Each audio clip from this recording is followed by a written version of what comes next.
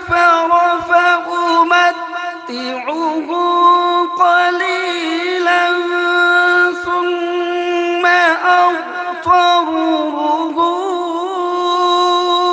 إلى عذاب النار.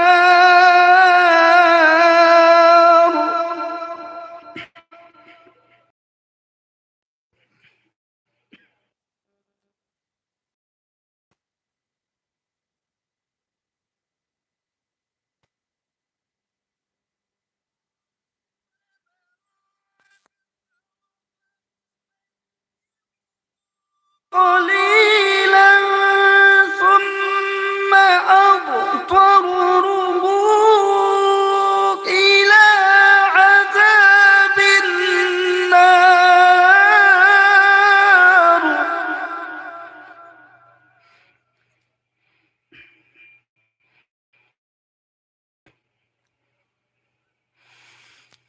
وبئس المصير.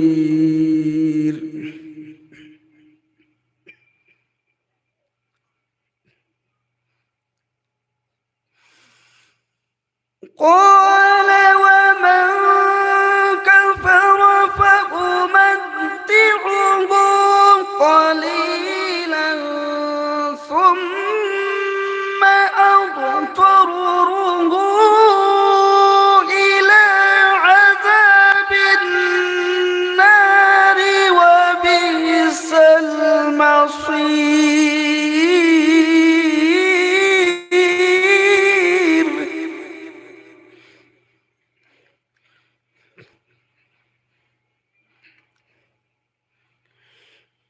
وبئس المصير.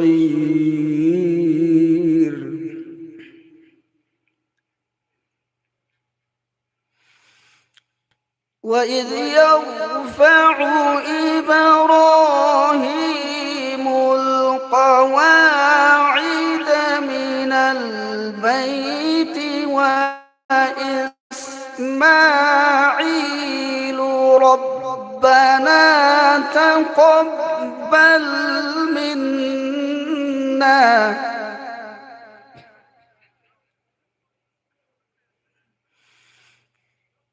ربنا تقبل منا إنك أنت السميع العليم.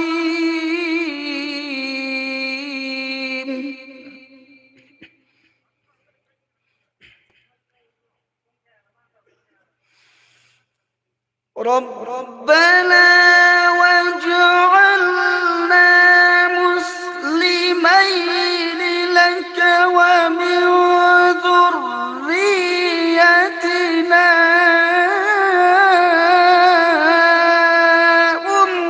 أمة مسلمة لك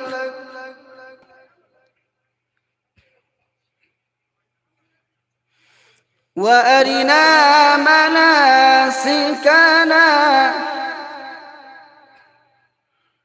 وتب علينا إنك أنت التواب الرحيم.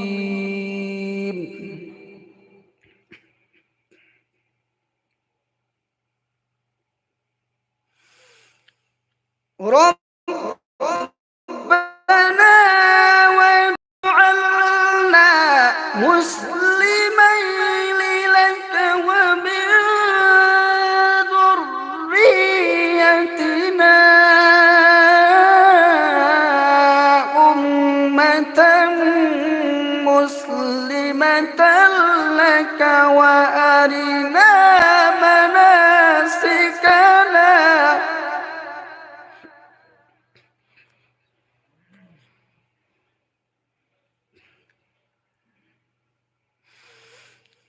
وتب علينا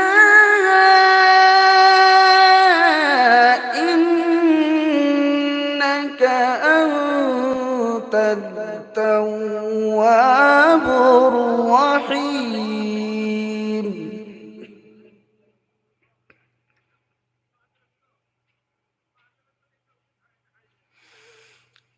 ربنا وابعث فيهم رسولا منهم يتلو عليهم آياتك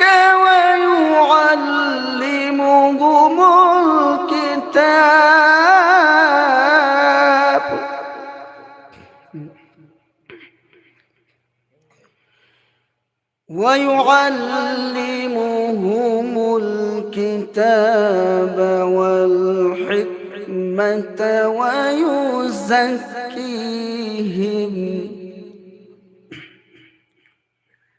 إنك أنت العزيز الحكيم صدق الله العظيم ما شاء الله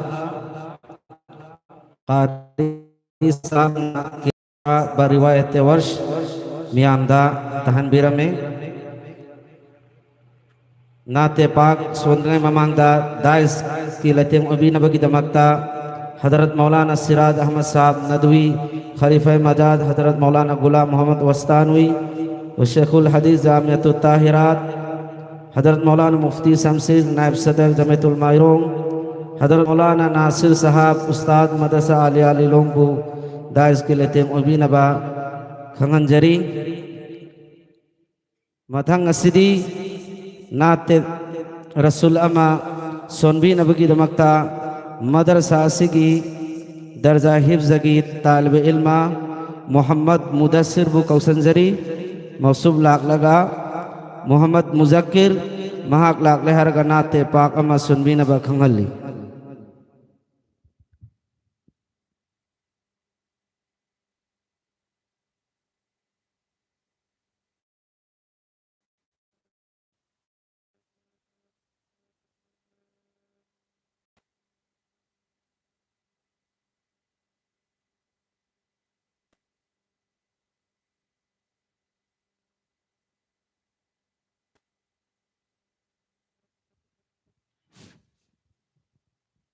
السلام علیکم ورحمۃ اللہ وبرکاتہ۔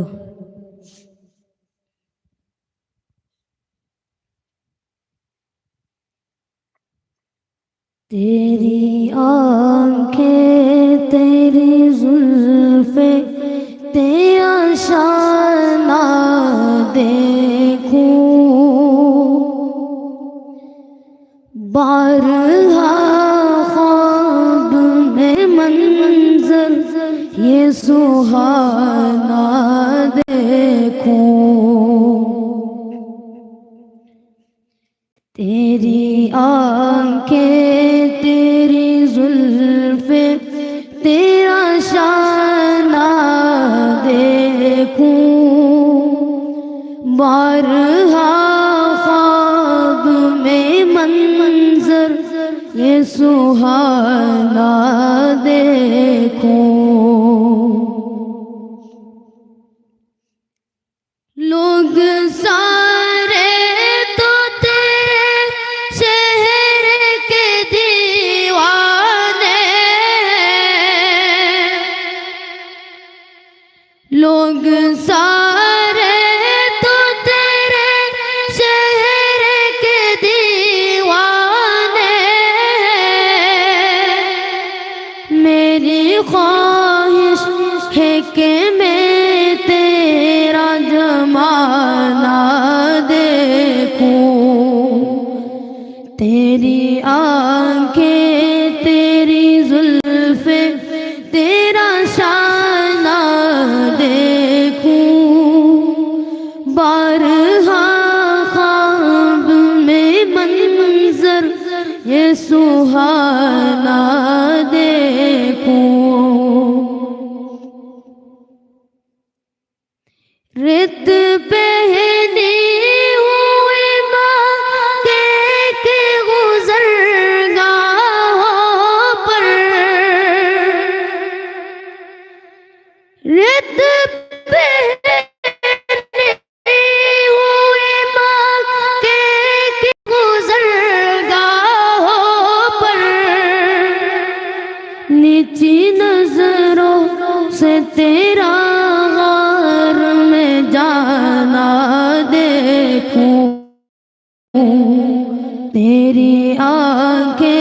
تیری زلفیں تیرا شانہ دیکھوں بارہا خواب میں منظر یہ سہانا دیکھوں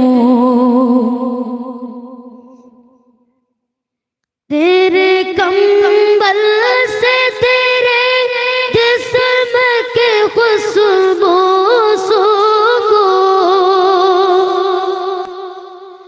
تیرے کمبل سے تیرے جسم کے خوشبو سوگو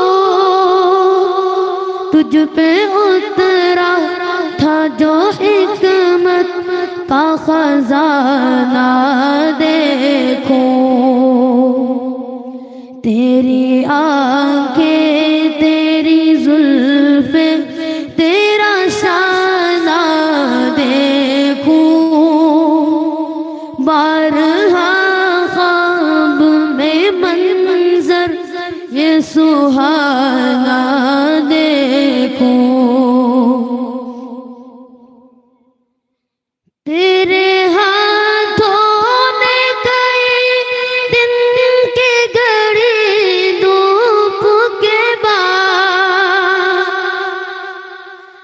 تیرے ہاتھوں نے کئی دن کے گھڑی دھوپ کے بعد فاطمہ کو جو کھلایا تھا وہ کھانا دیکھو تیری آنکھیں تیری زلفیں تیرا شانہ دیکھوں بارہا خواب میں منظر یہ سہانا دیکھو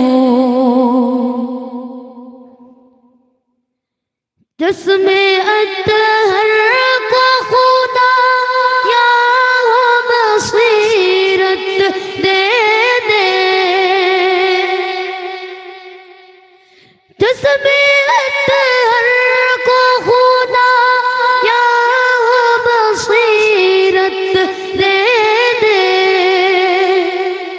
قبلہ روحوں کے محمد کو روزانہ دیکھوں تیری آنکھیں تیری زلفیں تیرا شانہ دیکھوں بارہا خواب میں منظر یہ سہانا دیکھوں بارہا خواب میں منظر یہ سہانا دیکھوں خدا حافظ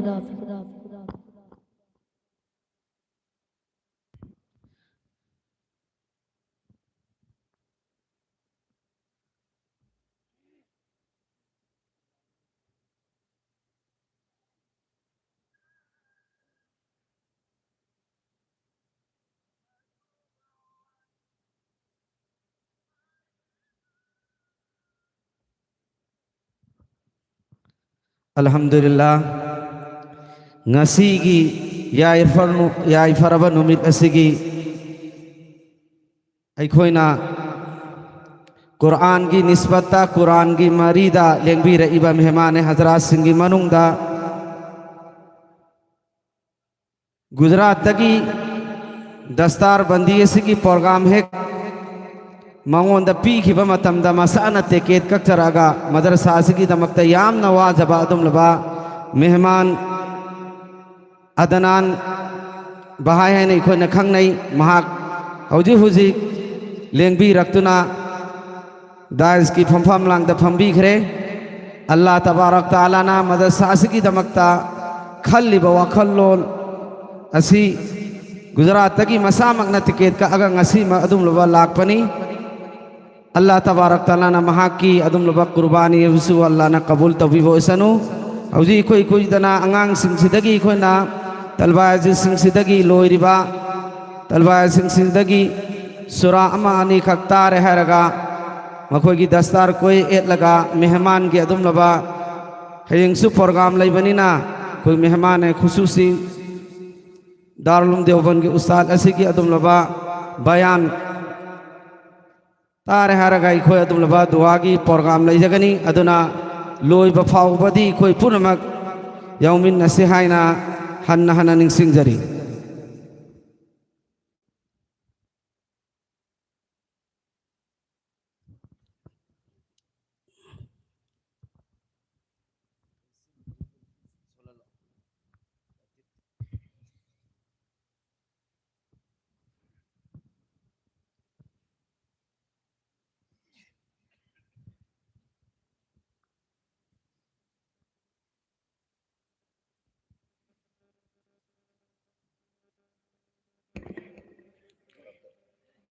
السلام عليكم ورحمة الله وبركاته.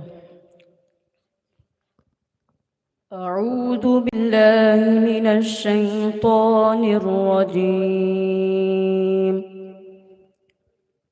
بسم الله الرحمن الرحيم. قل هو الله أحد الله الصمد لم يلد ولم يولد ولم يكن له كفوا أحد. بسم الله الرحمن الرحيم.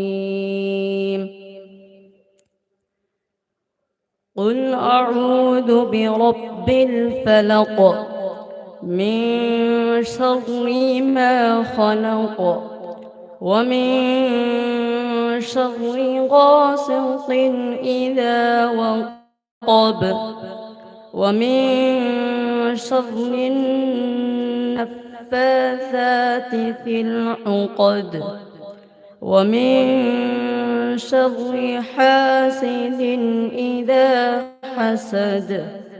بسم الله الرحمن الرحيم. قل أعوذ برب الناس ملك الناس إله الناس من شر الوسواس الخناس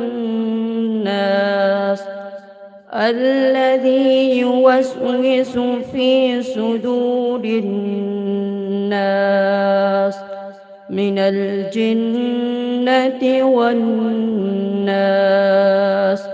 صدق الله العظيم. اہان بسون کے بعد طلبہ علم مسیح محمد شعیب قاری محمد نظام الدین کی مدرسہ سیدہ مچا مری سورہ حافظ لولبا مسیح مری صبح انگانگ ماتھنگ اسی سنبیگانی محمد اشرف سورہ مایا لکھائی. السلام عليكم ورحمة الله وبركاته. أعوذ بالله من الشيطان الرجيم. بسم الله الرحمن الرحيم.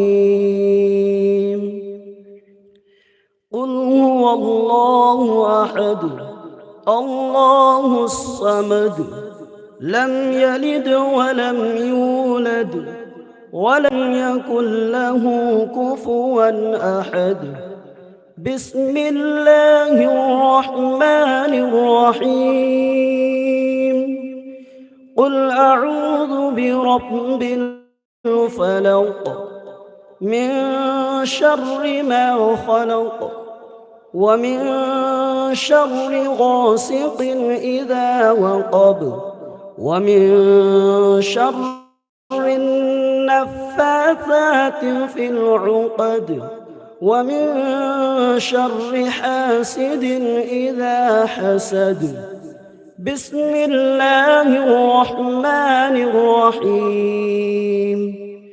قل أعوذ برب الناس ملك الناس إله الناس من شر الوسواس الخناس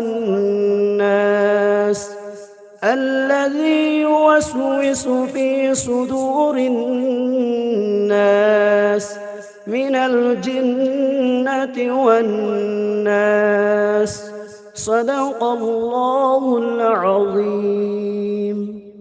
Matang son bigani Zahir ibn Salatur Rahman Lilong Haurau Zahir. السلام عليكم ورحمة الله وبركاته.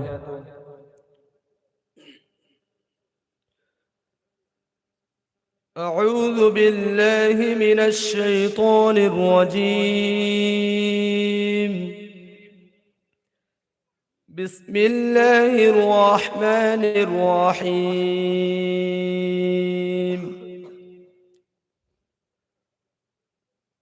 قل هو الله أحد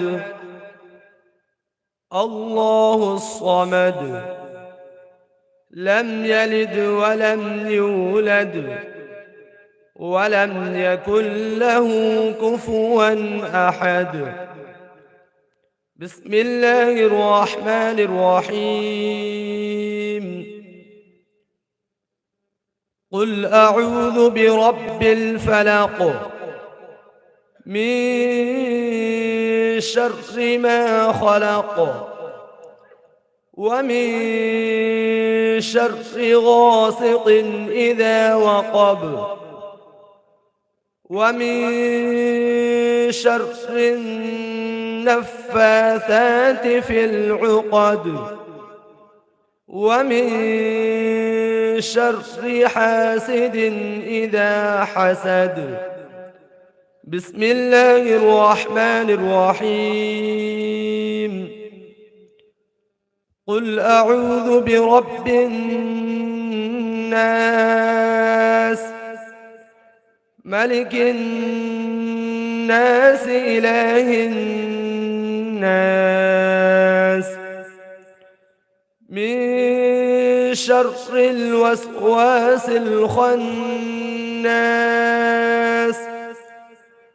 الذي يوسوس في صدور الناس من الجنة والناس صدق الله العظيم. Matang son bigani Abdus Salam ibn Zamiruddin Uchiwa Nashta. السلام عليكم ورحمة الله وبركاته. أعوذ بالله من الشيطان الرجيم. بسم الله الرحمن الرحيم. قل هو الله أحد الله الصمد لم يلد ولم يولد ولم يكن له كفوا أحد. بسم الله الرحمن الرحيم.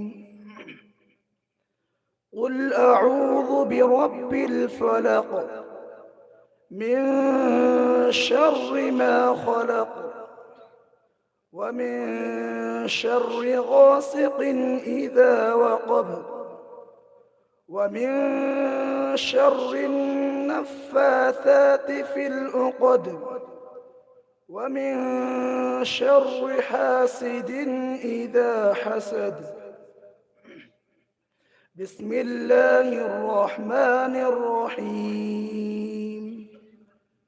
قل أعوذ برب الناس ملك الناس إله الناس من شر الوسواس الخناس الذي يوسوس في صدور الناس من الجنة والناس صدق الله العظيم.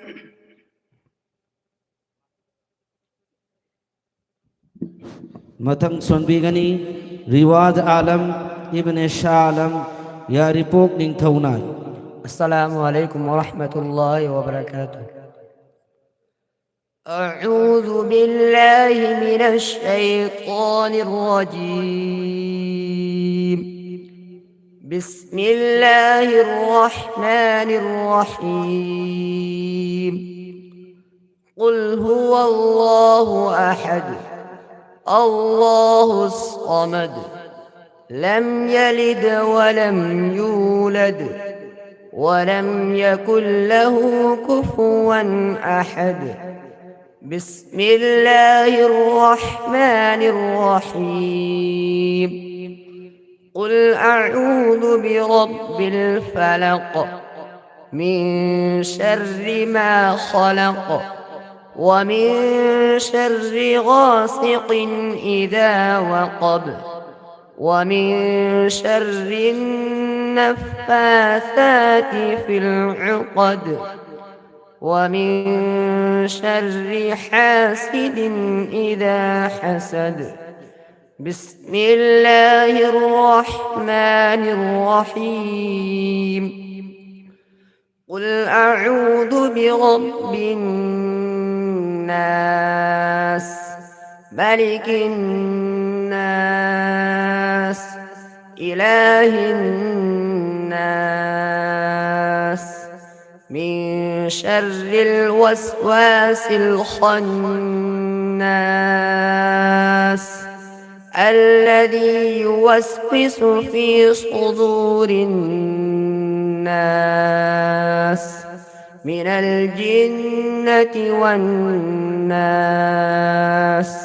صدق الله العظيم. Mathang sonbigani Ishaq Ibn Abdul Hakim Marhum Lilong Mairen Khun. Ishaq. السلام عليكم ورحمة الله وبركاته. أعوذ بالله من الشيطان الرجيم. بسم الله الرحمن الرحيم. قل هو الله أحد الله الصمد لم يلد ولم يولد ولم يكن له كفوا أحد. بسم الله الرحمن الرحيم. قل أعوذ برب الفلق من شر ما خلق ومن شر غاسق إذا وقب ومن شر النفاثات في العقد ومن شر حاسد إذا حسد. بسم الله الرحمن الرحيم. قل أعوذ برب الناس ملك الناس إله الناس من شر الوسواس الخناس الذي يوسوس في صدور الناس من الجنة والناس. صدق الله العظيم. Marakthakna dais ki phamam lang da phambi nabagi da makta kausanjari Hadarat Maulana Habibur Rahman Sheikhul Hadis da Markaz Hauraibi Hadarat Maulana Qari Rafiq Sahab Nadim Talimat Darul Ulum Markaz Hauraibi. Mathang sonbigani Muhammad Yahya bin Islamuddin Lilong Laihau Khong. Yahya. السلام عليكم ورحمة الله وبركاته. أعوذ بالله من الشيطان الرجيم. بسم الله الرحمن الرحيم. قل هو الله أحد الله الصمد لم يلد ولم يولد ولم يكن له كفوا أحد. بسم الله الرحمن الرحيم. قل أعوذ برب الفلق من شر ما خلق ومن شر غاسق إذا وقب ومن شر النفاثات في العقد ومن شر حاسد إذا حسد. بسم الله الرحمن الرحيم. قل أعوذ برب الناس ملك الناس إله الناس من شر الوسواس الخناس الذي يوسوس في صدور الناس من الجنة والناس. صدق الله العظيم. Matang sonbigani Muqim ibni Islamuddin Irong Makhalaikai.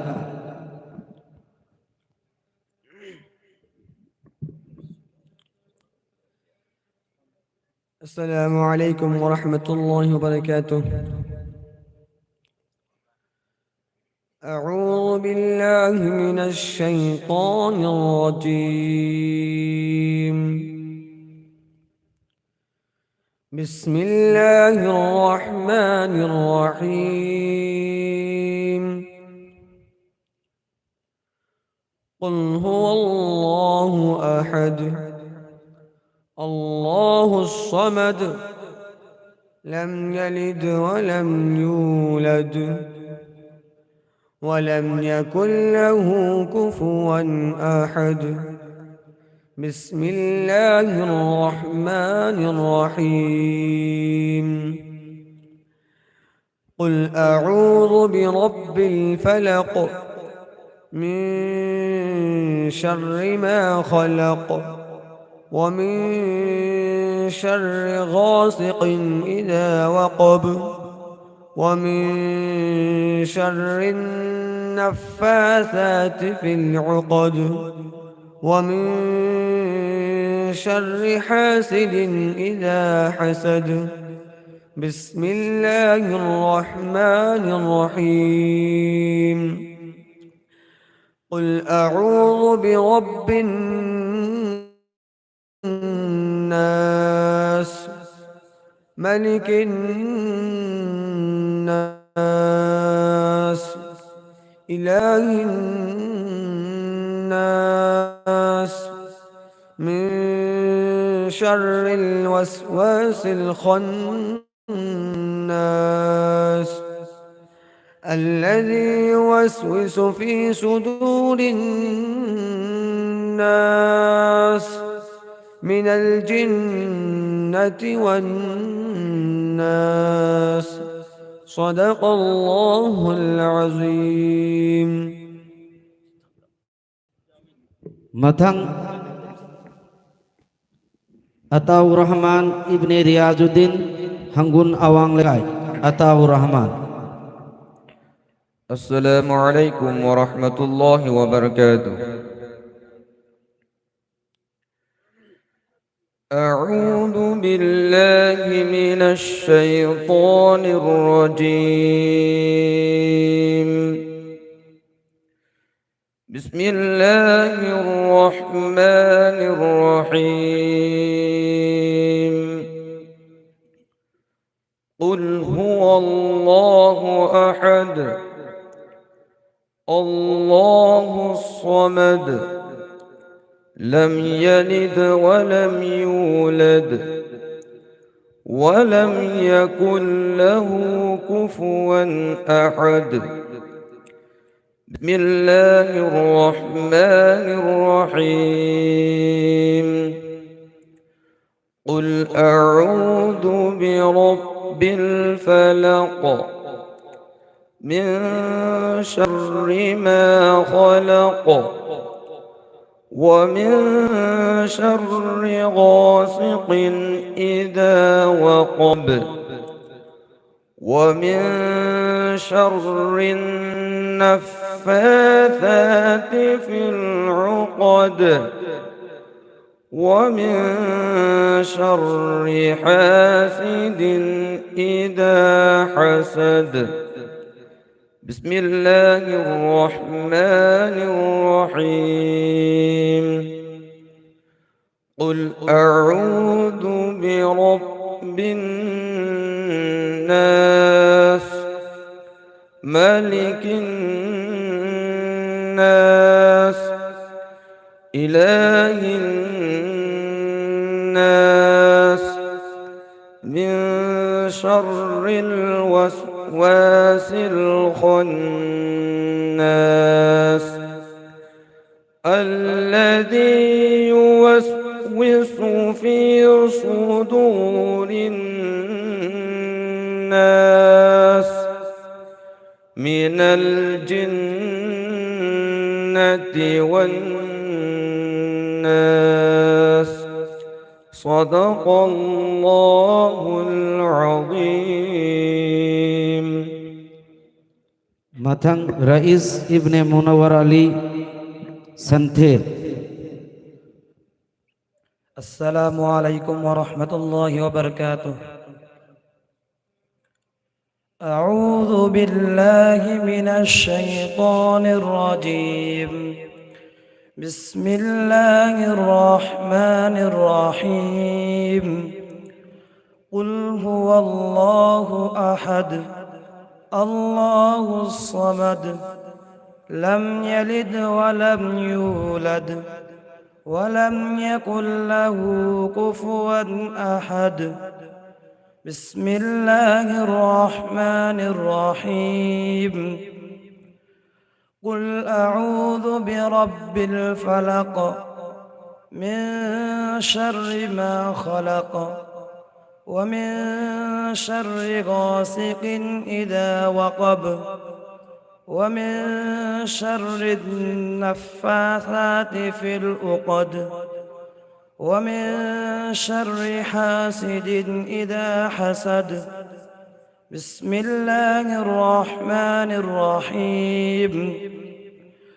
قل أعوذ برب الناس ملك الناس إله الناس من شر الوسواس الخناس الذي يوسوس في صدور الناس من الجنة والناس.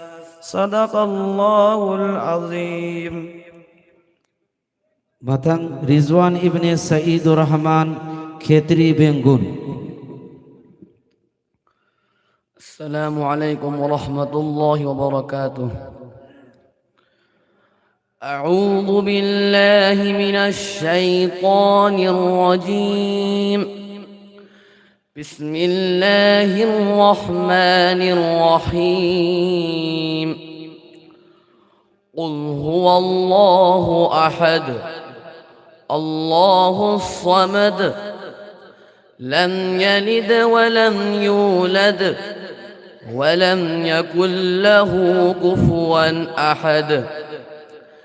بسم الله الرحمن الرحيم.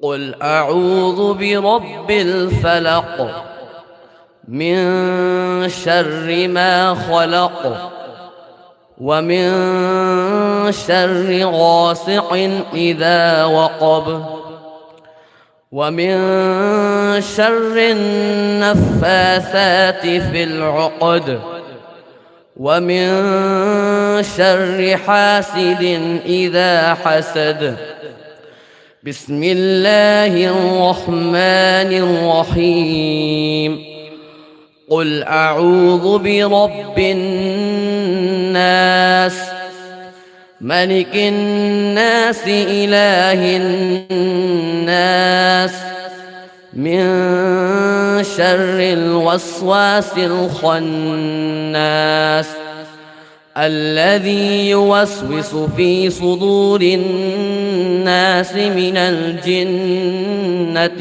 والناس صدق الله العظيم. Matang Zahir ibn Abdul Majid Irong Mathag. السلام عليكم ورحمة الله وبركاته. أعوذ بالله من الشيطان الرجيم. بسم الله الرحمن الرحيم. قل هو الله أحد الله الصمد لم يلد ولم يولد ولم يكن له كفوا أحد. بسم الله الرحمن الرحيم.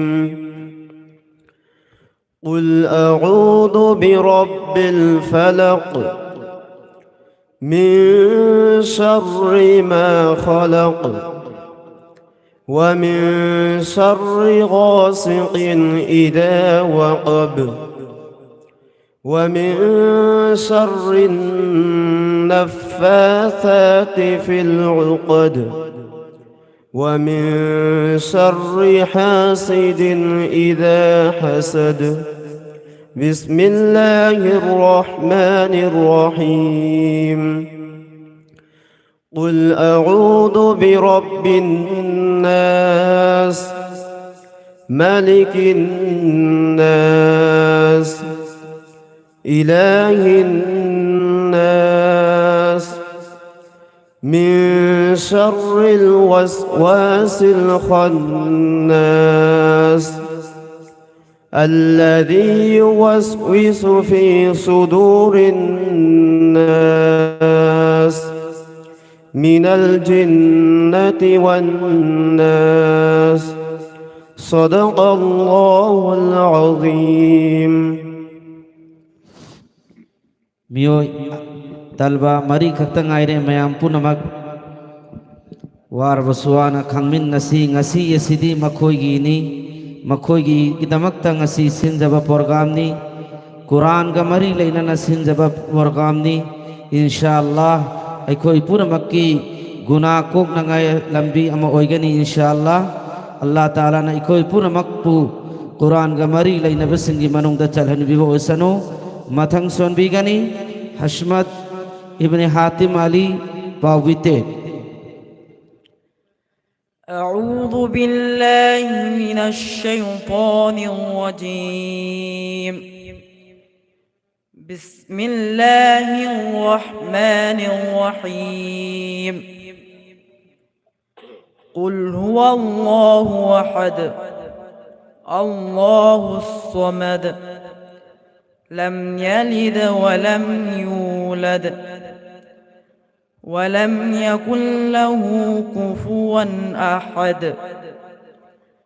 بسم الله الرحمن الرحيم. قل أعوذ برب الفلق من شر ما خلق ومن شر غاسق إذا وقب ومن شر النفاثات في العقد ومن شر حاسد إذا حسد. بسم الله الرحمن الرحيم. قل أعوذ برب الناس ملك الناس إله الناس من شر الوسواس الخناس الذي يوسوس في صدور الناس من الجنة والناس صدق الله العظيم. Matang sonbigani Jawed ibne Ramizuddin Irong Mayai. Jawed. أعوذ بالله من الشيطان الرجيم. بسم الله الرحمن الرحيم. قل هو الله أحد الله الصمد لم يلد ولم يولد ولم يكن له كفوا أحد. بسم الله الرحمن الرحيم. قل أعوذ برب الفلق من شر ما خلق ومن شر غاسق إذا وقب ومن شر النفاثات في العقد ومن شر حاسد إذا حسد. بسم الله الرحمن الرحيم.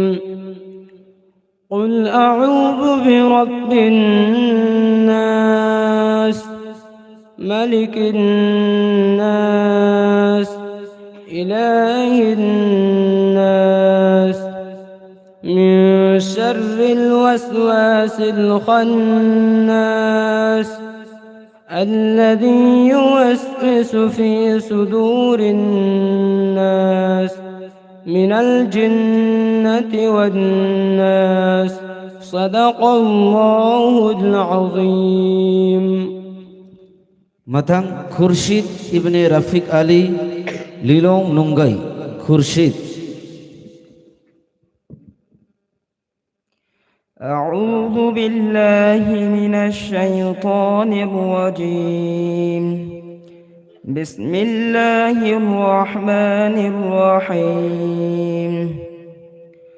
قل هو الله أحد الله الصمد لم يلد ولم يولد ولم يكن له كفوا أحد.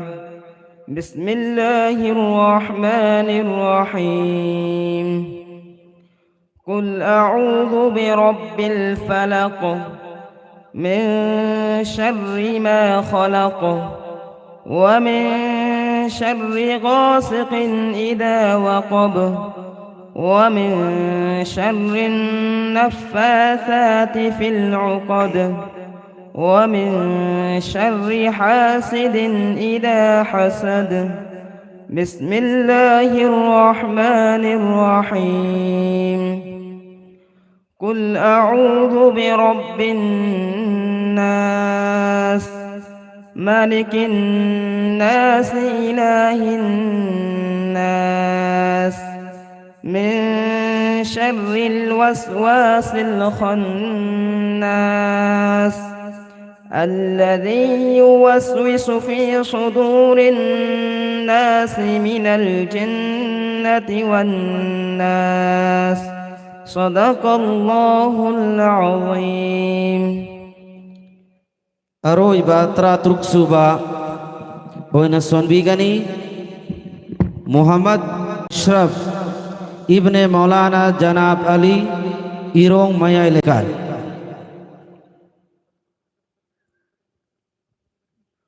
السلام عليكم ورحمة الله وبركاته.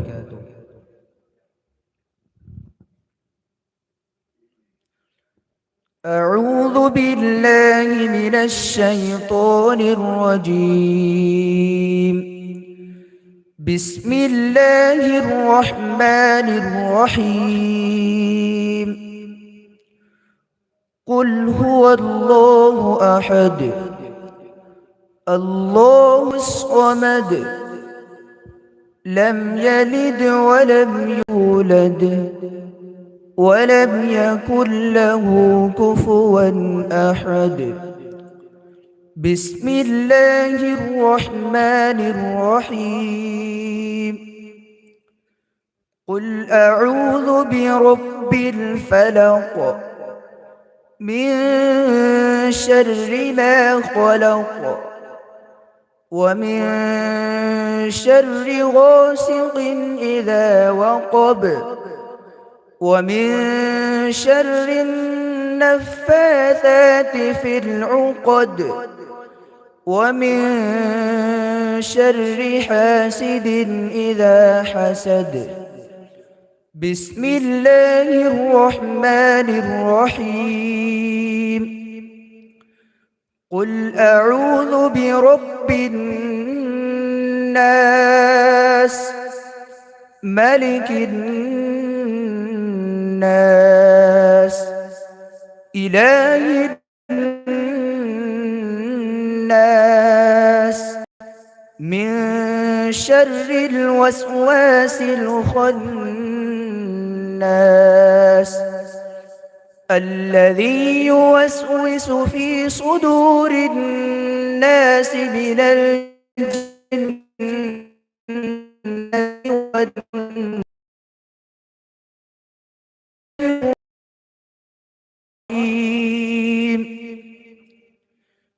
الحمد لله رب العالمين الرحمن الرحيم مالك يوم الدين إياك نعبد وإياك نستعين اهدنا الصراط المستقيم صراط الذين أنعمت عليهم غير المغضوب عليهم ولا الضالين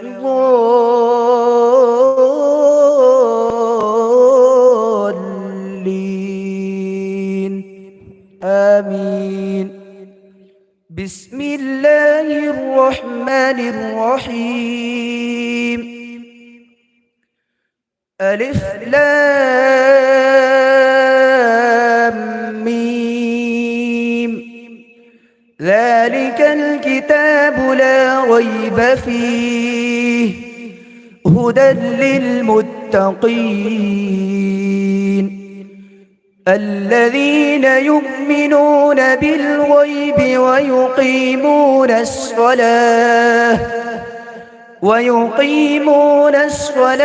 ومما رزقناهم ينفقون والذين يؤمنون بما أنزل إليك وما أنزل من قبلك وبالآخرة هم يوقنون أولئك على هدى من ربهم وأولئك هم المفلحون صدق الله العظيم دعاء ختم القرآن اللهم آنس وحشتنا في قبورنا اللهم ارحمنا بالقرآن العظيم واجعله لنا إماما ونورا وهدى ورحمة اللهم ذكرنا منه ما نسينا وعلمنا منه ما جهلنا وارزقنا تلاوته آناء الليل وآناء النهار واجعله لنا حجة يا رب العالمين آمين.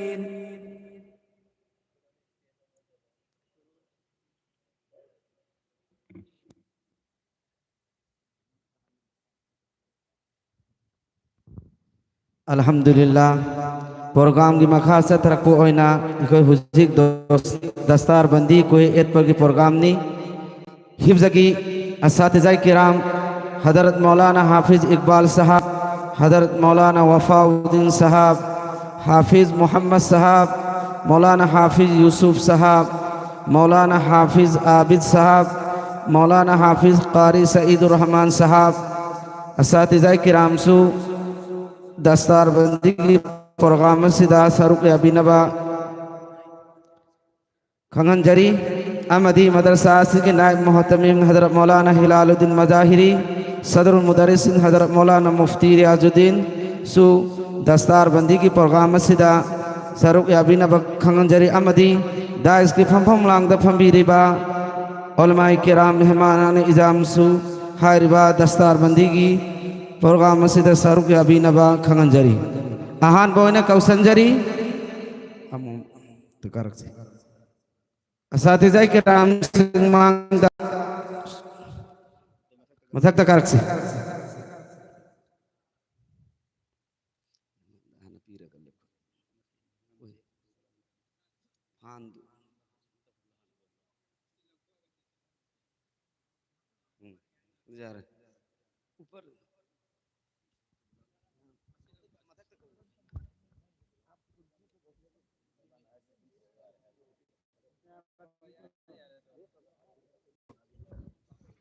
ahan bo oina Ishaq ibn Abdul Hakim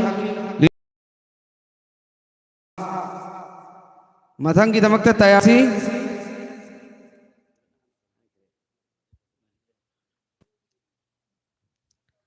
dais tafambir bo ulama kiram pun maksar ya min nasi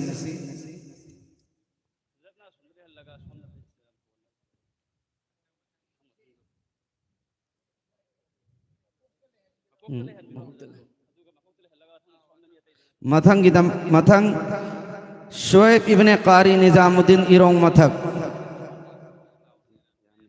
yani Shoaib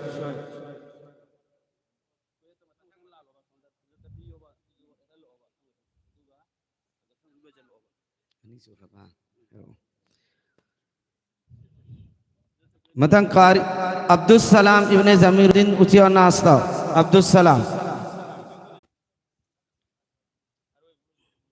Aroy bangang singadu makada kummasi Ataur Rahman ibn Riyazuddin Hangul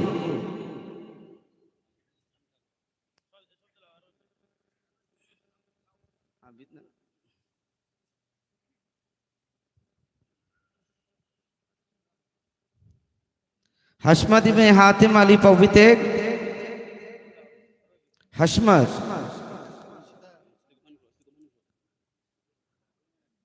Ashraf ibn Amjad Ali Soramai Laikai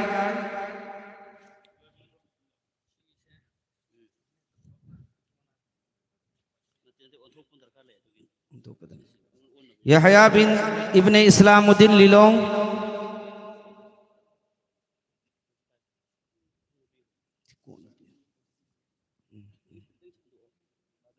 Mukim ibn Islamuddin Irong Makkah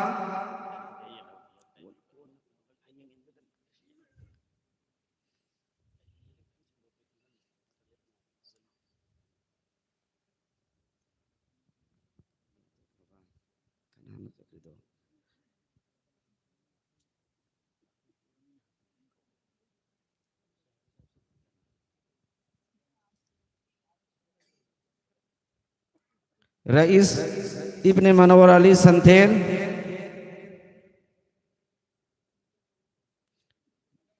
Zahir ibn Abdul Majid Irong Mathak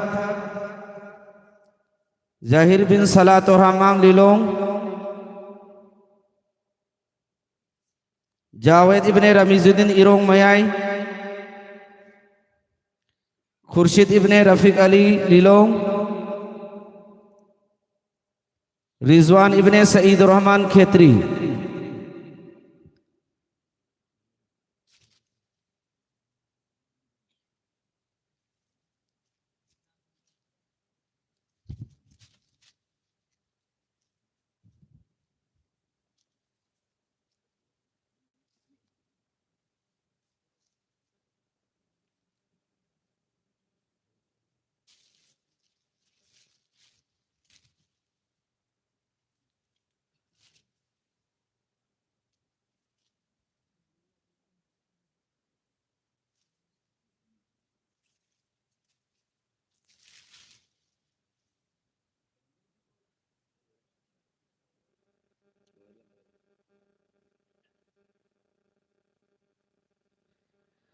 الحمدللہ حافظ لوئی ربا طلبہ کرام سنگ سی کی دمکتا مدرسہ کی مائکیدگی مکھوئی کی خدول کھرا ہائیں تمجگنی کنا گمبنا مکھوئی کی دا ہدیہ پیننگ بتا آرگسو پی بی بی آگنی مولانا ریاض الدین استاد مدرسہ حاضہ کی مائکیدگی سو اچھم بخدول کھرا تمجری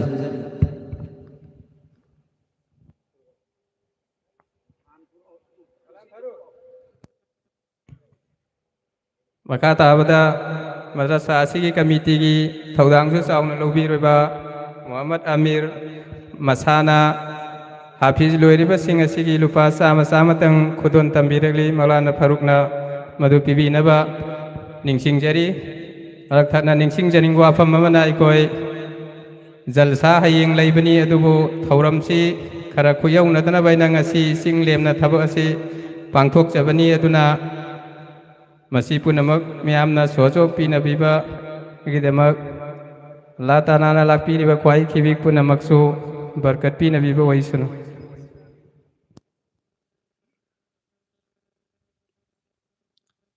اب ہم ہمارے مہمان خصوصی ہم سب کے استاد مکرم دارالعلوم دیوبند کے استاد محترم اور کئی کتابوں کے مصنف و حضرت والا ہم سب کے حقیر سی دعوت پر دور دراز سفر کرتے ہوئے حضرت نے شرف قبولیت سے قبول فرما کر تشریف لائے ہیں. ہم اپنے استاد محترم سے انتہائی ادب و احترام کے ساتھ درخواست کرتا ہوں کہ حضرت والا اپنے مواعظ حسنات سے ہم سب کو مستفیض فرمائے.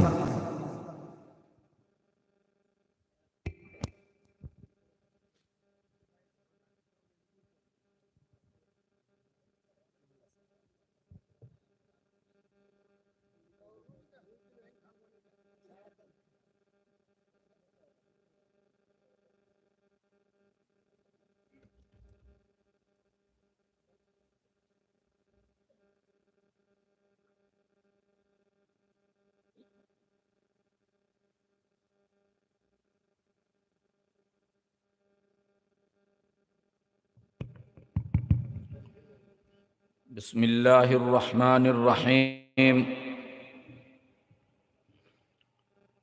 الحمد للہ الاکرم الذي علمنا بالقلم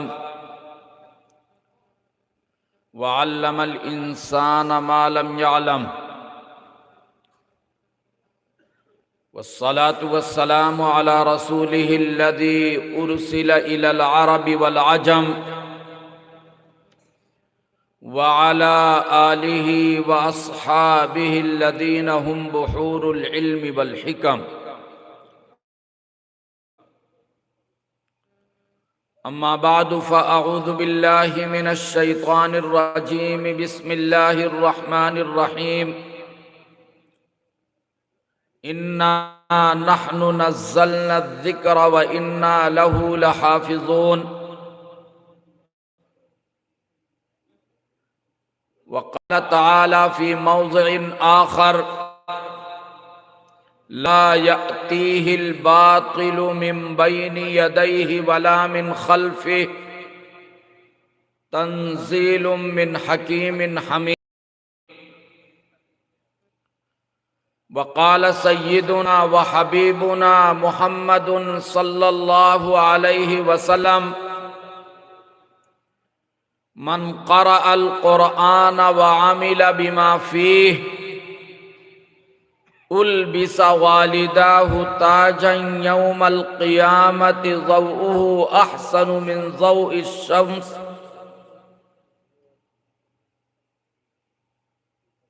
او کما قال صلی اللہ علیہ وسلم۔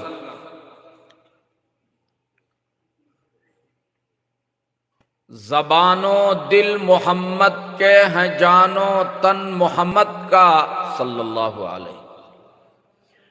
زبان و دل محمد کے ہیں، جان و تن محمد کا، قلم قرطاس لفظ و حرف فکر و فن محمد کا صلی اللہ۔ جنید و ابو حنیفہ رومی و ہارون و ایوبی، جنید و ابو حنیفہ رومی و ہارون و ایوبی ہما اقسام کے گل ہیں، یہ ہے گلشن محمد کا صلی اللہ۔ جنید و ابو حنیفہ رومی و ہارون و ایوبی ہما اقسام کے گل ہیں، یہ ہے گلشن محمد کا۔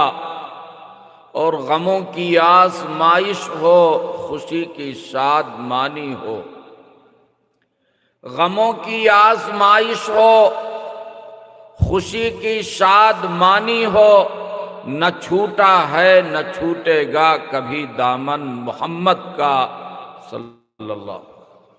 مجاہد بس خدا کا ہے وہی جو ہے محمد کا،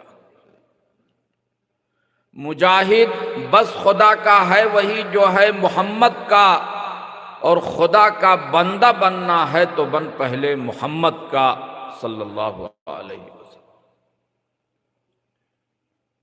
اسٹیج پر تشریف فرما انتہائی قابل قدر حضرات علماء کرام، ادارہ مظاہر العلوم کے ذمہ داران محترم، اساتذہ عظام، بزرگوں اور دوستوں، اور میرے ہر دل عزیز طلبہ،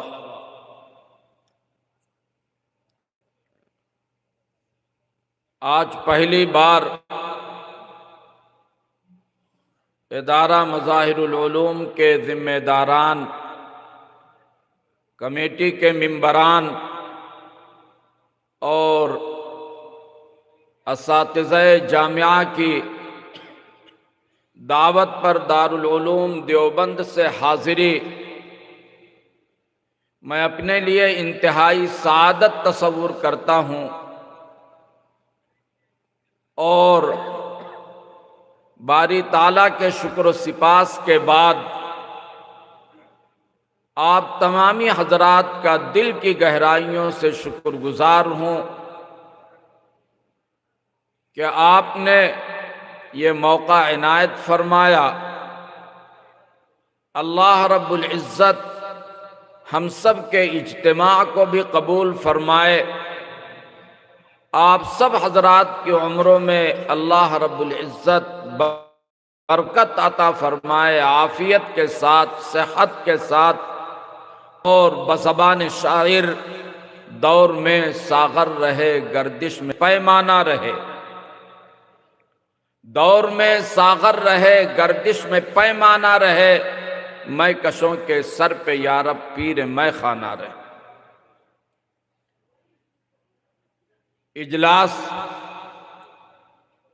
دستار بندی کے عنوان پر ہو رہا ہے، اور آپ نے ابھی یہ دیکھا کہ آپ کے اس ادارے نے، ادارے کے ذمہ داران اور اساتذہ نے آپ کے ان ننھے منھے بچوں پر کیسی محنت کی۔ کل تک یہ بچے جب اس ادارے میں داخل ہوئے تھے ناظرہ قرآن بھی پڑھنا ان کے لیے مشکل تھا، لیکن آج اساتذہ کی محنت، آپ حضرات کی توجہ اور طلبہ کی بے انتہا محنتوں کی برکت سے آج اللہ رب العزت نے ان کے سینوں میں پورا قرآن محفوظ کر دیا۔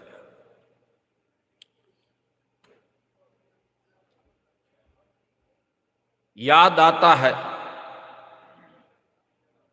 کہ ایک شاعر نے کہا تھا، علم ساری رفعتوں کا نقطۂ آغاز ہے، عرش و کرسی سے بھی آگے علم کی پرواز ہے، علم نے بزم جہاں میں کیا سے کیا رنگ بھر دیے، علم نے بزم جہاں میں کیا سے کیا رنگ بھر دیے، علم نے قطرے اٹھائے اور دریا کر دیے۔ یہ بچے آئے تھے تو قطروں کی شکل میں آئے تھے، آج یہ دریا اور سمندر بن کر کے نکل رہے ہیں ان حضرات اساتذہ کرام کی محنتوں کی برکت سے۔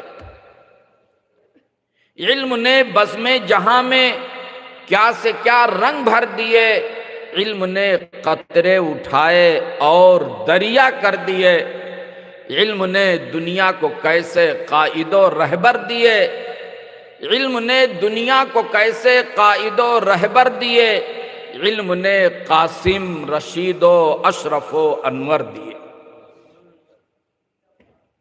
دل کی گہرائیوں سے مبارکباد پیش کرتا ہوں ان طلبہ عزیز کو، ان کے والدین محترمین کو، ان کے بھائی اور بہنوں اور رشتہ داروں کو، ان کے اساتذہ اور ادارے کے ذمہ داران اور کمیٹی کے افراد کو، بلکہ آپ سب کو دل کی گہرائیوں سے مبارکباد پیش کرتا ہوں کہ اللہ رب العزت نے آج ہم سب کو یہ سنہرا موقع دکھایا اور یہ دیدہ زیب منظر ہم نے اپنی آنکھوں سے دیکھا کہ کل تک جو بچے کورے تھے آج حافظ قرآن ہی نہیں بلکہ ان کے اعزاز میں اس جلسے کا انعقاد کیا گیا اور ان کے سروں کے اوپر دستار فضیلت باندھ دی گئی۔ اس میں کوئی شک نہیں کہ یہ موقع انتہائی خوشی کا موقع ہے، فرحت کا موقع ہے، مسرت کا موقع ہے، مگر ان سب سے زیادہ کہیں ہمارے اور آپ کے لیے اپنی ذمہ داریوں کے احساس اور اپنے فرائض کے شعور اور احساس کا۔ آج یہ جلسہ جہاں ہمیں یہ پیغام دے رہا ہے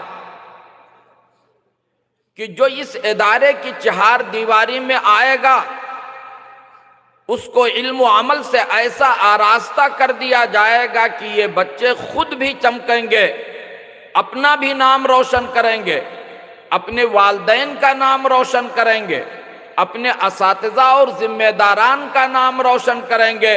وہیں یہ جلسہ یہ بھی پیغام دے رہا ہے کہ ہم تھوڑی دیر کے لیے یہ بھی سوچیں کہ اس قرآن مقدس کے حوالے سے ہم سے کہاں کہاں کوتاہیاں ہو رہی ہیں اور کہاں کہاں کمیاں ہو رہی ہیں۔ ہمیں اپنا احتساب کرنا چاہیے اور دل میں جھانکنا چاہیے کہ اگر اس کتاب مقدس کے تئیں ہم سے کوئی خامی ہے اور ہمیں اس کتاب مقدس کے حوالے سے کچھ اصلاح کی ضرورت ہے تو ہمیں اور آپ کو اس اصلاح کی فکر کرنی چاہیے۔ اللہ رب العزت نے پوری امت مسلمہ کو قرآن کریم کی شکل میں ایک رہبر اور ایک رہنما کتاب عطا کی ہے، اور دوسری طرف آقا کریم صلی اللہ علیہ وسلم کا یہ اعلان و فرمان ہے ان ھذا القرآن احب الی اللہ من السماوات السبع والارضین السبع ومن فیہن، کہ یہ قرآن جس کو ان بچوں نے اپنے سینوں میں محفوظ کیا ہے اور جو بچے اس کو اپنے سینوں میں محفوظ کر رہے ہیں اور جو قرآن اللہ رب العزت نے کتاب ہدایت کی شکل میں نازل کی ہے اور جو قرآن خدا کا آخری کلام ہے اور جو قرآن نبی آخر الزمان محمد عربی صلی اللہ علیہ وسلم کے اوپر اللہ رب العزت نے سید الملائکہ حضرت جبریل علیہ السلام کے واسطے سے نازل کیا ہے، یہ وہ قرآن ہے جو اللہ رب العزت کے نزدیک تمام آسمانوں اور تمام زمینوں اور ان کے درمیان جو کچھ بھی مخلوقات ہیں ان میں سب سے زیادہ محبوب اور پسندیدہ۔ اللہ کا شکر ہے کہ اللہ رب العزت نے ہمیں اور آپ کو اس کتاب پر ایمان کی دولت سے مالا مال کیا۔ اس پر جس قدر بھی اللہ کا شکر ادا کیا جائے کم ہے۔ وہیں دوسری طرف تلاوت کا اہتمام، سچی عظمت اپنے دلوں میں پیدا کرنے کا جذبہ، قرآن کریم پر عمل کرنے کی فکر، قرآن کریم کی تعلیمات سے اپنے آپ کو، اپنی اولاد کو، اپنے اہل خانہ کو اور اپنے رشتہ داروں کو آراستہ کرنے کی فکر، بلکہ اس سے آگے بڑھ کر کے یہ کہیے کہ قرآن کے پیغام کو پوری امت مسلمہ تک اولین ترجیح کے ساتھ پہنچانا، یہ وہ ذمہ داری ہے جو ہمارے اور آپ کے اوپر اللہ رب العزت کی طرف سے، جس دین کے ہم حامل ہیں اس دین متین کی طرف سے، اور جس نبی آخر الزمان علیہ السلام کے ہم متبع اور پیروکار ہیں اس نبی آخر الزمان کی طرف سے یہ ذمہ داری ہمارے اور آپ کے اوپر عائد کی گئی۔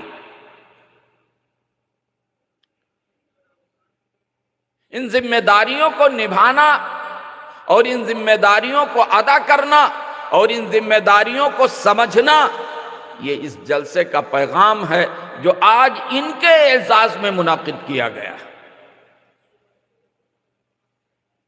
ہم اسے رسمی جلسہ نہ سمجھیں کہ ادارہ مظاہر العلوم کا ایک دستور ہے کہ جب کچھ حفاظ تیار ہو جاتے ہیں تو ایک سالانہ جلسہ کر کے ان کے سروں پر دستار باندھ دی جاتی ہے۔ یہ رسمی جلسہ نہیں ہے، یہ کوئی رسم کی ادائیگی نہیں ہو رہی ہے، بلکہ ہمیں اور آپ کو یہ بتلایا جا رہا ہے کہ وہ قرآن جس کی حفاظت کا وعدہ اللہ رب العزت نے اس آیت کے اندر کیا ہے، اِنَّا نَحْنُ نَزَّلْنَا الذِّكْرَ وَإِنَّا لَهُ لَحَافِظُونَ، کہ یہ قرآن ہم نے نازل کیا ہے اور اس قرآن کی حفاظت ہم کرنے والے ہیں۔ بہت ساری آسمانی کتابیں ہیں، تورات بھی آسمانی کتاب ہے، زبور بھی آسمانی کتاب ہے، انجیل بھی آسمانی کتاب ہے، صحف موسیٰ اور صحف ابراہیم بھی آسمانی صحیفے ہیں۔ آسمانی کتابیں اور صحیفے بہت ہیں، مگر کسی کی حفاظت کا وعدہ اللہ رب العزت نے نہیں کیا۔ نتیجہ یہ ہوا کہ آسمانی کتابوں میں تحریف بھی ہوئی، لفظی بھی ہوئی اور معنوی بھی ہوئی، یہ حضرات علماء کرام اچھی طریقے سے جانتے ہیں، لیکن قرآن جس کا نام ہے اس کی حفاظت کی ذمہ داری اللہ رب العزت نے۔ پوری دنیا کوشش کر رہی ہے، پوری کوشش کر رہی، بلکہ آپ نے پڑھا ہوگا کہ قرآن کا متبادل پیش کرنے کی کوشش کی گئی، لیکن قرآن پر وہی صادق آتا ہے کہ نور خدا ہے کفر کی حرکت پہ خندسن، نور خدا ہے کفر کی حرکت پہ خندسن، پھونکوں سے یہ چراغ بجھایا نہ جائے گا۔ یہ چراغ تو ایسا ہے کہ جتنی آندھیاں تیز ہوتی ہیں اس کی لو اور بڑھتی جاتی ہے، جتنے مخالفین تیار ہوتے ہیں ہم اس سے زیادہ حفاظ اس مدرسے میں تیار کر دیتے ہیں۔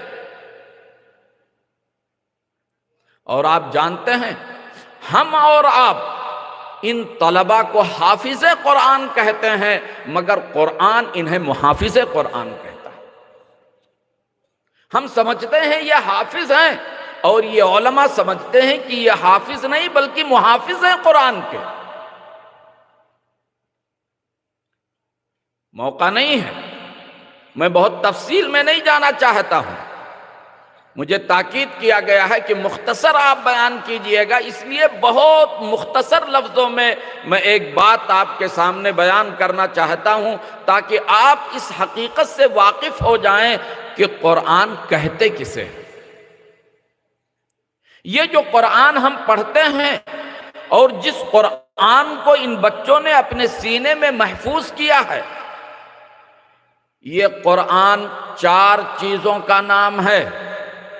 قرآن کے الفاظ ہیں، قرآن کے معانی ہیں، قرآن کا انداز ترتیل ہے، پڑھنے کا انداز ہے، اور قرآن کریم کا رسم الخط۔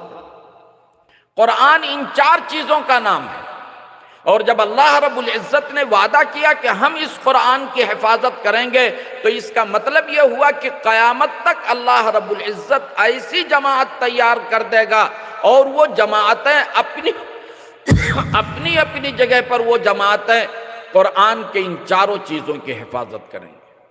الفاظ کی بھی حفاظت ہوگی، اس کے معنی کی بھی حفاظت ہوگی، اس کے انداز قرات کی بھی حفاظت ہوگی، اور اس کے رسم الخط کی بھی حفاظت ہوگی۔ چنانچہ یہ حفاظ جن کے سروں کے اوپر دستار باندھی گئی، اور جس کا منظر آپ نے دیکھا، اور جس منظر کو دیکھ کر کے ان کے والدین بھی خوش ہوئے، اور جس منظر کو دیکھ کر کے اس ادارے کے اساتذہ اور ذمہ داران اور کمیٹی کے افراد بھی خوش ہوئے، اور آپ بھی خوش ہوئے کہ ہم نے اگر اس مدرسے کے اندر کچھ چندہ دیا اور کچھ رسید کٹائی تو یہ ضائع نہیں ہوا،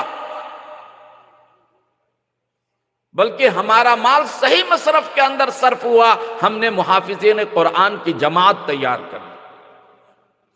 یہ جو طلبہ ہیں حفاظ قرآن کی شکل میں، انہیں نہیں معلوم ہے کہ الحمدللہ رب العالمین کے کیا معنی ہیں، انہیں نہیں معلوم ہے کہ لن تنالوا البر حتی تنفقوا کے کیا معنی ہیں، انہیں نہیں معلوم ہے کہ قل اعوذ برب الناس کے کیا معنی ہے، کچھ بھی انہیں معنی کا پتہ نہیں ہے، لیکن یہ الحمدللہ رب العالمین سے لے کر کے من الجنت والناس تک کے الفاظ کو اپنے سینوں میں ایسا محفوظ کر لیے ہیں کہ اگر ممبر کے اوپر کوئی بڑا مفتی اور مفسر بھی غلط پڑھے گا تو یہ بچے پیچھے سے ٹوک دیں گے کہ تم نے غلط پڑھا۔ کیوں؟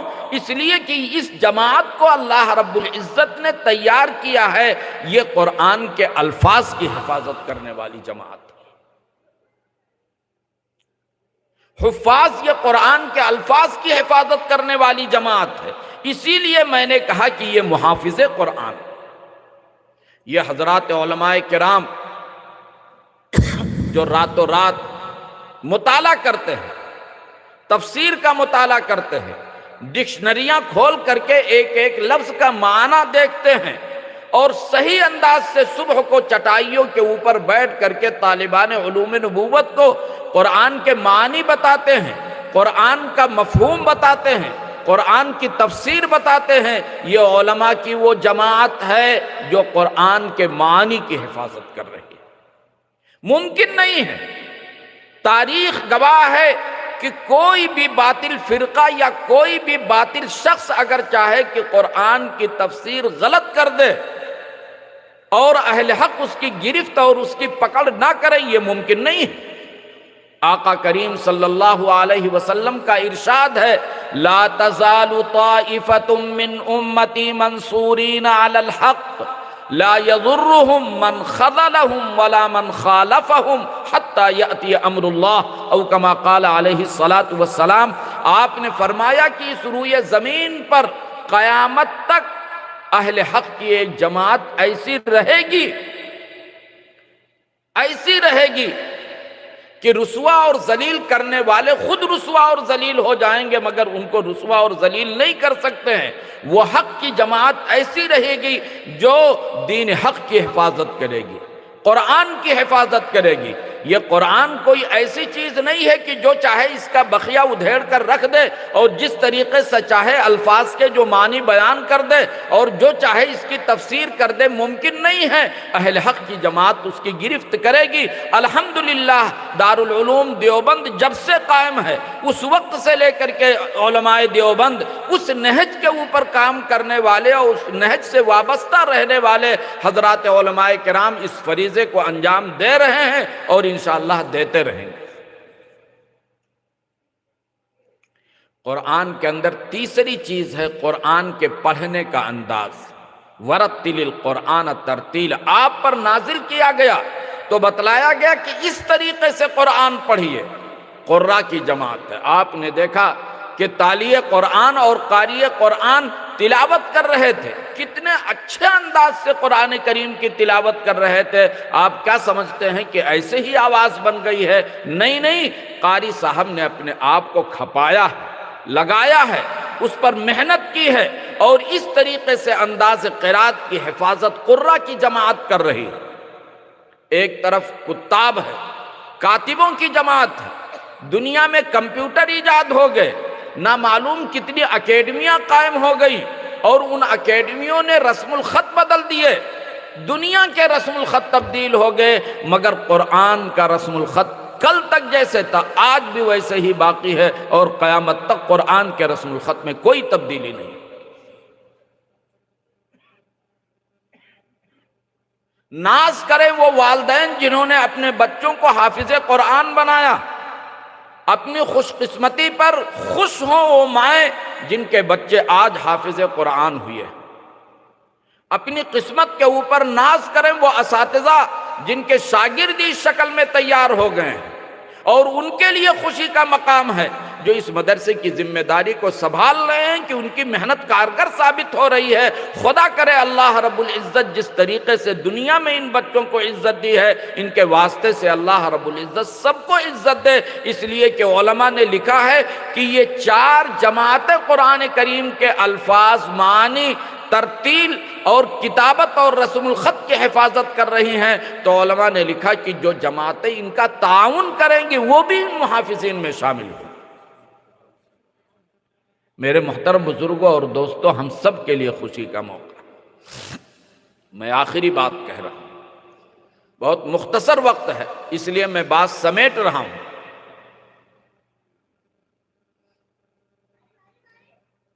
کہ یہ جلسہ، جیسا کہ میں نے کہا، کوئی رسمی جلسہ نہیں ہے۔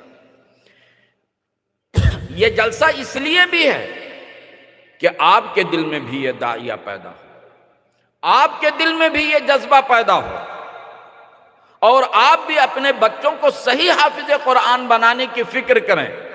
یاد رہے کہ آپ کے گھروں میں دین اسی وقت باقی رہے گا جب دین کے حاملین تیار ہوں، اور اس وقت سب سے بڑی ذمہ داری جو ہمارے اور آپ کے اوپر ہے، اور خاص طور پر ان چٹائیوں پر بیٹھنے والے حضرات علماء کرام کے اوپر جو سب سے بڑی ذمہ داری اس وقت ہے، وہ ذمہ داری ہے ہمارے اور آپ کے لیے اپنے اور اپنے آنے والی نسلوں کے ایمان کے تحفظ کی ذمہ داری، سب سے بڑی ذمہ داری۔ باطل پوری دندناہٹ کے ساتھ میدان میں ہے، اور پورے لاؤ لشکر کے ساتھ میدان میں ہے۔ اس کا نشانہ ہماری نمازیں نہیں ہیں، اس کا نشانہ ہمارے روزے نہیں ہیں، اس کا نشانہ ہماری عبادتیں نہیں ہیں، اس کا نشانہ تو وہ روح ہے جو ہمیں اور آپ کو ان عبادتوں کی طرف مائل کر رہے ہیں، اور وہ روح دین اسلام ہے اور قرآن۔ انہیں اس سے دشمنی، اس لیے ہمیں اور آپ کو بیدار ہونا چاہیے، اور یاد رہے کہ آئندہ آنے والی نسلوں کے ایمان کا تحفظ اگر کسی سے ممکن ہے تو انہی مدارس سے ممکن ہے۔ کتنی یونیورسٹیاں اور کتنے اسکول کھل جائیں، ان سے ہماری آنے والی نسلوں کا ایمان باقی رہے، یہ کوئی ضروری، لیکن مدارس اس کام کو پہلے سے انجام دے رہے ہیں اور دے رہے ہیں۔ اور مجھے کہنے دیجئے، اللہ رب العزت جزائے خیر دے حضرت مولانا محمد قاسم صاحب نانوتوی رحمہ اللہ تعالی کو، اور ان کے دور کے اور ان کے بعد کے علماء ربانیین کو، اور ان کی تربتوں پر ابد تک اللہ رب العزت انوار و برکات نازل فرمائے۔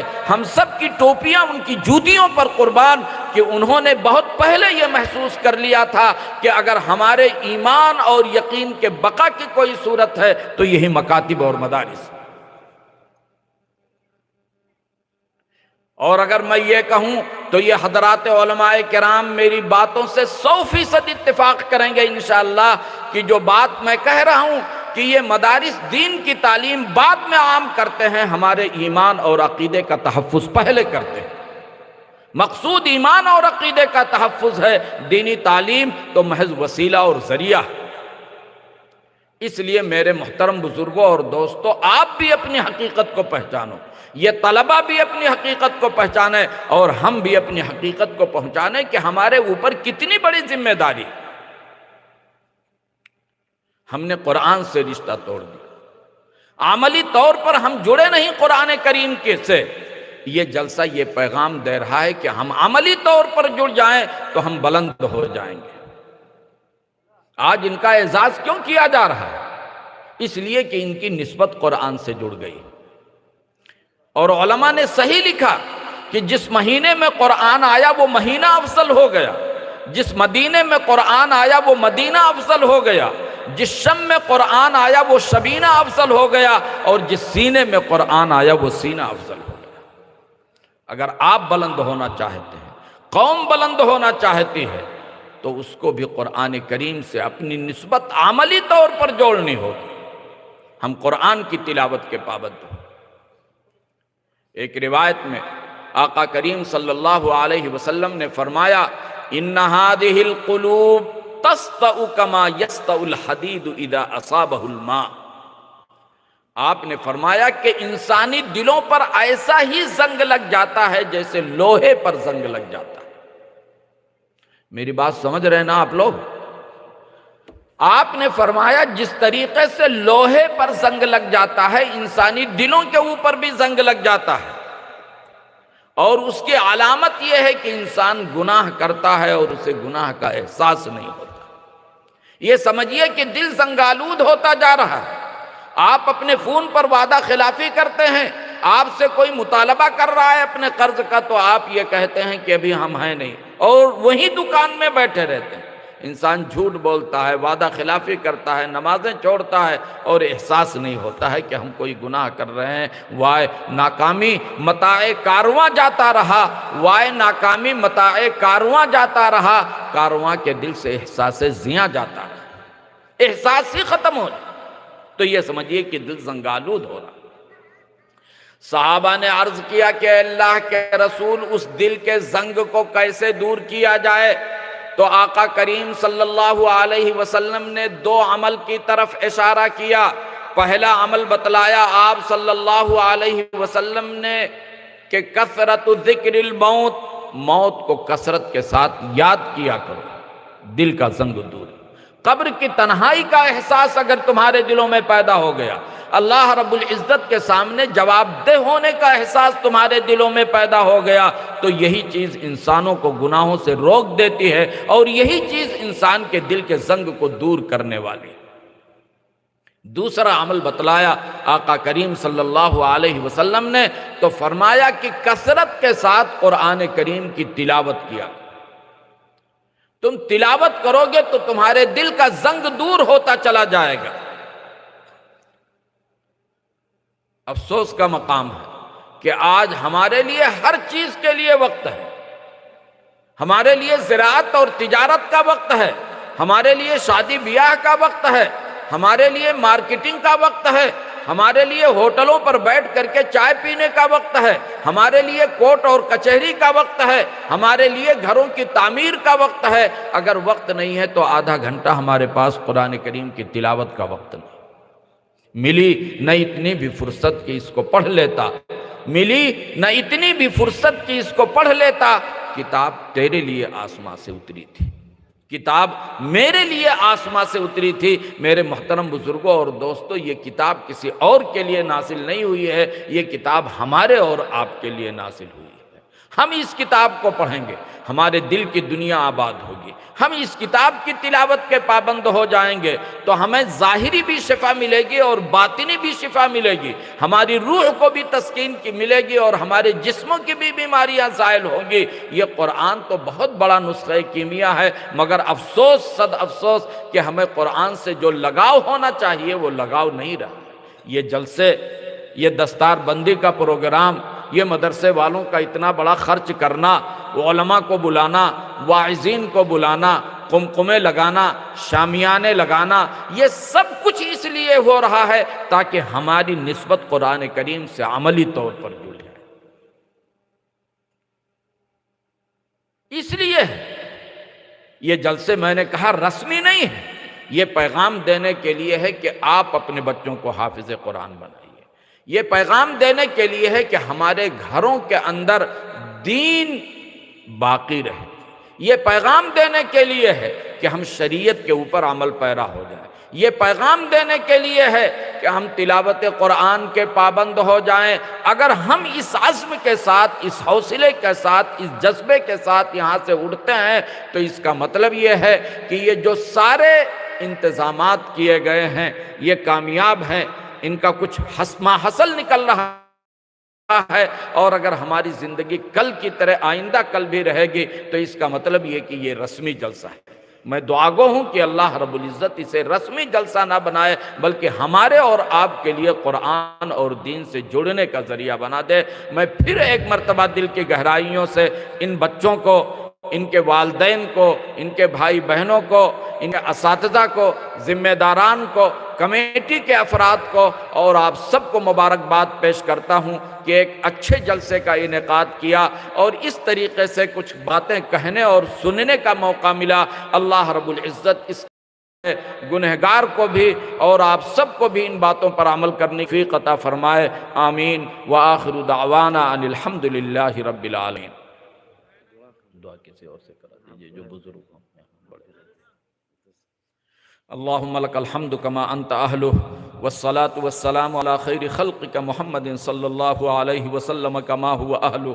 یا ربنا افعل بنا ما انت اہلہ ولا تفعل بنا ما نحن اہلہ۔ ربنا آتنا فی الدنیا حسنہ وفی الآخرۃ حسنۃ وقنا عذاب النار۔ ربنا لا تزغ قلوبنا بعد اذ ہدیتنا وہب لنا من لدنک رحمہ انک انت الوہاب۔ ربنا اغفر لنا ولإخواننا سبقونا بالإيمان ولا تجعل في قلوبنا غلا للذين ربنا إنك رؤوف رحيم۔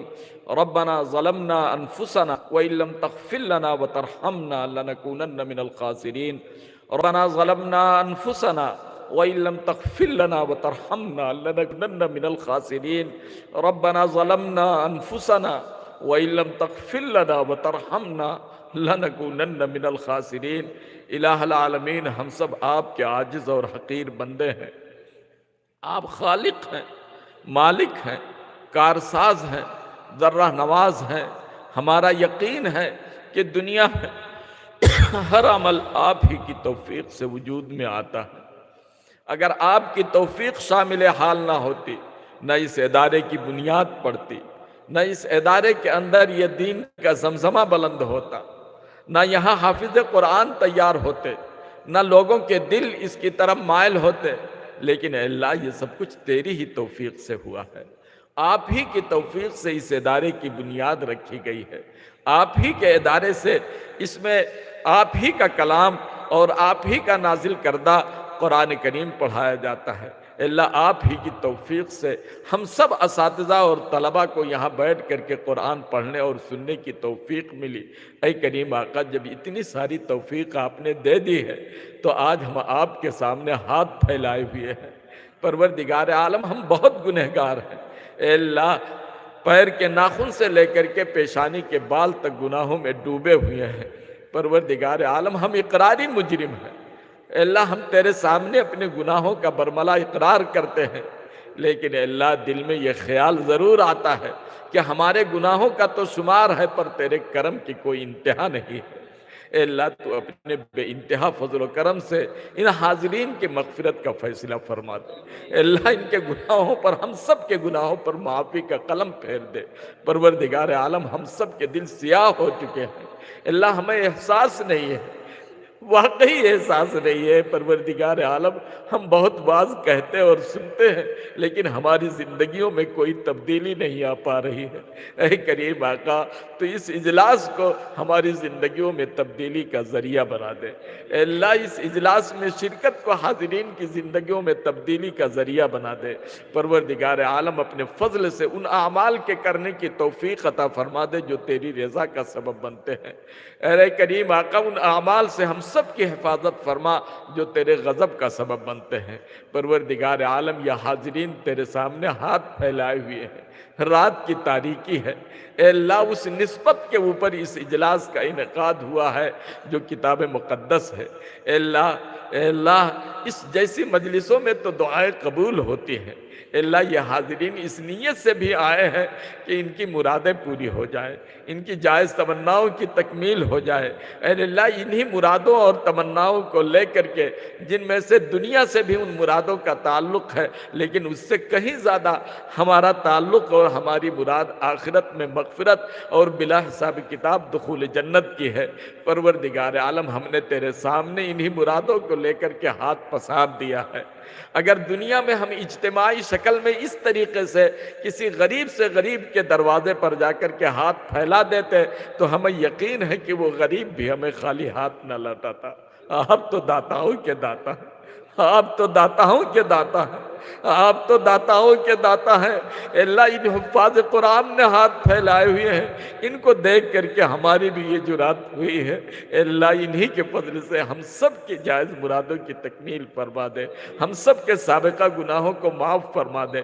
آئندہ ہمارے لیے ہماری زندگی جو بھی گزری ہے اب تک معاصی میں گزری ہے، نافرمانیوں میں گزری ہے، اللہ اب زندگی کا جو حصہ باقی رہ گیا ہے اسے اپنی مرضیات پر لگا لے۔ اللہ ہمارے لیے دین پر چلنا آسان بنا دے۔ پروردگار عالم جن ذمہ داران نے، جن لوگوں نے، بلکہ سب لوگوں نے اللہ اپنی محنت کی گاڑھی کمائی کا پیسہ خرچ کر کے اس اجلاس کا انعقاد کیا ہے، اللہ اسے رسمی نہ بنا دے، اللہ اسے مؤثر بنا دے، اللہ اسے کامیاب بنا دے۔ اللہ اس ادارے کو بھی ہمہ جہت ترقی عطا فرما۔ اللہ اس ادارے کے کمیٹیوں کے افراد کو، اساتذہ کو، ذمہ داران کو، طلبہ کو اور حاضرین کو اللہ سب کے لیے دنیا اور آخرت میں خیر کے فیصلے فرما دے۔ جناب نبی کریم صلی اللہ علیہ وسلم نے خیر کی جتنی بھی دعائیں مانگی ہیں، اللہ حاضرین میں سے ہم سب کا اس میں حصہ عطا فرما۔ اور اللہ جتنے بھی شر اور فتنے سے آپ نے پناہ مانگی ہے، اللہ ان شرور اور فتن سے ہم سب کی حفاظت فرما۔ اے اللہ اس ادارے کے چلنے کا نظام اپنے خاص خزانے غیب سے فرما۔ اور جتنے بھی ادارے اے کریم آقا دین کی خدمت کر رہے ہیں، پروردگار عالم ان سب کے چلنے کا نظام اپنے خاص خزانے غیب سے فرما۔ اے اللہ جن علماء نے اپنا وقت نکال کر کے اس اجلاس میں شرکت کی ہے، حقیقت یہ ہے کہ اللہ ہم سب ان کے شکر گزار ہیں۔ اللہ ان کی آمد کو قبول فرما لے، اللہ ان کو صحت و عافیت عطا فرما دے۔ اللہ ہم نے جو کچھ کہا یا ہم نے جو کچھ سیکھا یا ادارے جو خدمت کر رہے ہیں، حقیقت میں یہ دارالعلوم دیوبند کے اکابر کا صدقہ ہے۔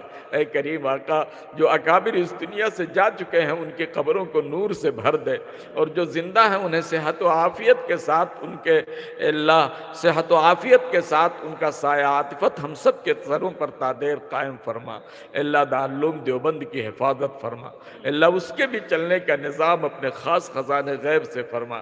یا الہ العالمین پروردگار عالم ہمیں تو مانگنا بھی نہیں آتا ہے، اللہ ہمیں مانگنا ہی نہیں آتا ہے۔ اللہ ہم تو ہاتھ اٹھاتے ہیں تو بھول جاتے ہیں آپ سے کیا مانگیں۔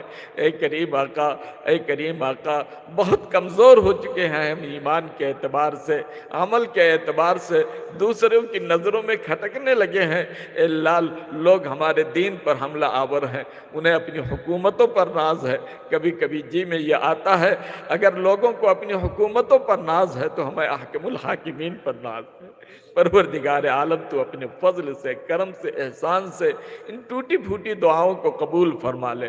ہمیں وہ سب کچھ عطا فرما دے جو ہمارے لیے دنیا اور آخرت میں خیر کا ذریعہ ہو۔ جو بیمار ہیں انہیں شفا عطا فرما دے، جو پریشان حال ہیں ان کی پریشانیوں کو دور فرما دے۔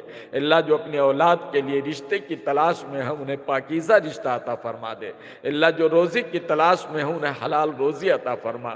اللہ ہم کثرت کے نہیں برکت کے طالب ہیں۔ اللہ ہماری عمر میں برکت عطا فرما، ہماری جان میں برکت عطا فرما، ہمارے مال میں برکت عطا فرما، ہماری عزت و آبرو میں برکت عطا فرما، ہمارے وقار میں برکت عطا فرما۔ اور اللہ یہ تیرے لیے کوئی بھی مشکل نہیں ہے۔ وما ذالک علیک بعزیز، وما ذالک علیک بعزیز، وما ذالک علیک بعزیز۔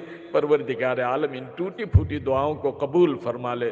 ربنا تقبل منا انک انت السمیع العلیم وتب علینا انک انت التواب الرحیم. وصلی اللہ تعالی علی خیر خلقہ محمد وآلہ واصحابہ وذریاتہ واہل بیتہ اجمعین برحمتک یا ارحم الراحمین.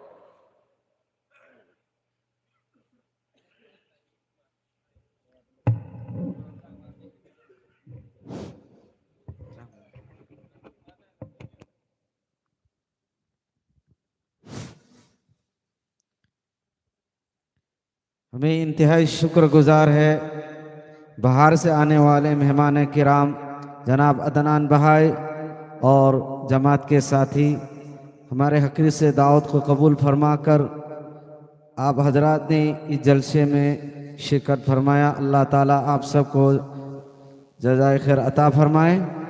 اور کوئی کی لنگبی رئیبہ مہمان سنگھ امدی علماء حضرات پن مکسو تھگچری اللہ تبارک تعالیٰ نے نسی کی اسم لبا دستار بندی کی پرغام سے وہ قبول تو رہ گئی کوئی پن مکپو عزر عظم پینے وہ استنو نماز تریت کے نفوں وعدہ لئے جگنی مرمدنات عزوزہ و طلبہ مسجد چنگسلسی ادگا درجہ ناظر اولا ثانیہ ثالثہ کی انگانگ سنگھ متھک کی مسجد تا کاسی متھک کی مسجد تا نہ کوئی جماعت لیپ کنی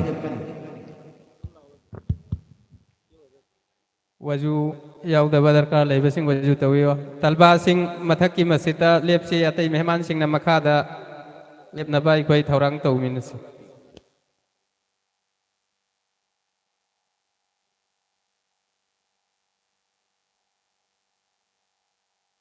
الله أكبر الله أكبر. أشهد أن لا إله إلا الله.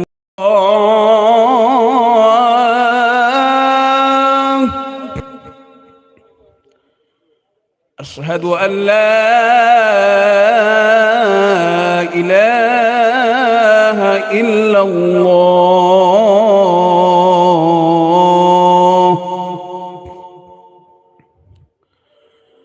أشهد أن محمدا رسول الله.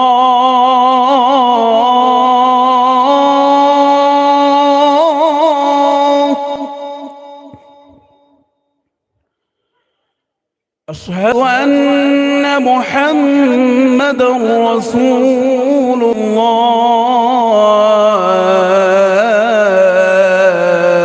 الله.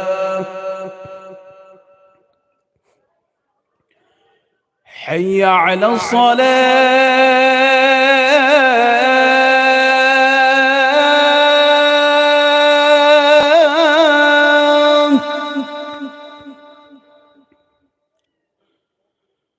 حي على الصلاة.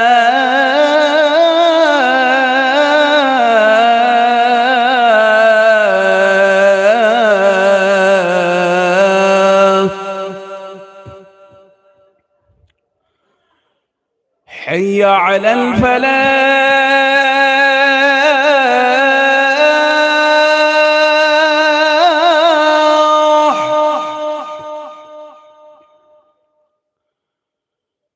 حي على الفلاح.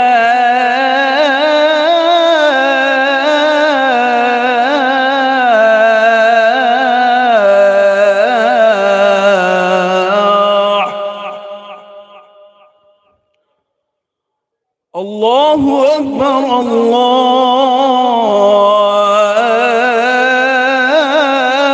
أكبر. لا إله إلا الله.